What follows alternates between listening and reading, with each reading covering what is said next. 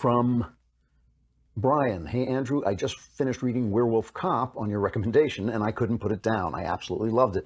The villain, Dominic Abend, was very fascinating, and I thought the whole supernatural thriller mixed with crime thriller was excellent.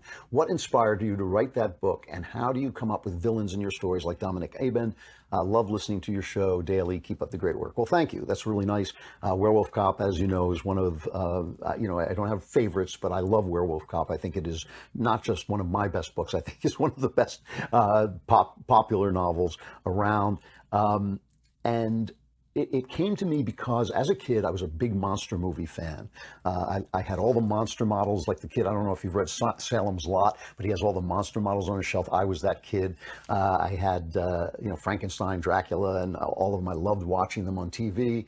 I bought all the magazines. I was just fascinated, absolutely enamored of that gothic, German romantic world that was brought over from overseas by the directors who then put it on film, and I just loved it. The Wolfman with Lon Chaney Jr. always held a special place in my heart because one of the things about these monsters that was different than monsters today is that they were human size. They didn't have to be enormous. They just came after you. That's why I like the picture It Follows, because it was kind of an imitation of that. But the Wolfman always had a special place in my heart because he did not want to be the Wolfman. He was a good person who became the Wolfman. And, the monster Frankenstein was kind of messed up because he had a criminal's brain and all this stuff. Dracula, obviously, is evil and soulless. Creature of the Black Lagoon is a creature.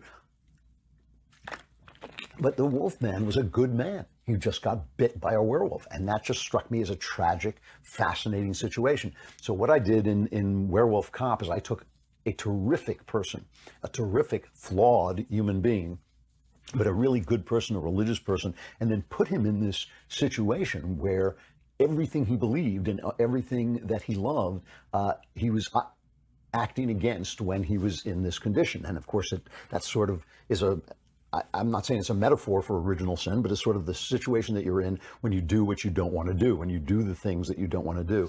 And it's kind of a sequel to my book, The Uncanny. It has some characters who come out of The Uncanny, but it's obviously a standalone book. And that's where it came from. It came from my love of that Dominic Abend. I can no longer remember how it's supposed to be pronounced.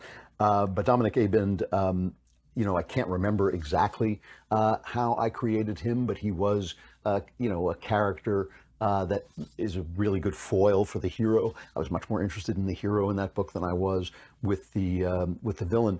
One of the cops in there who says a lot of politically incorrect things made it almost impossible for me to sell the book overseas. He wouldn't even let him. He wasn't even supposed to be right all the time, but he's a little bit bigoted and he says things that you're not supposed to say, and he made it impossible to sell the book in Europe, which is kind of interesting. Anyway, Werewolf Cop, I'd really recommend it if you like thrillers. It is both a crime thriller and a supernatural thriller, so it's interesting.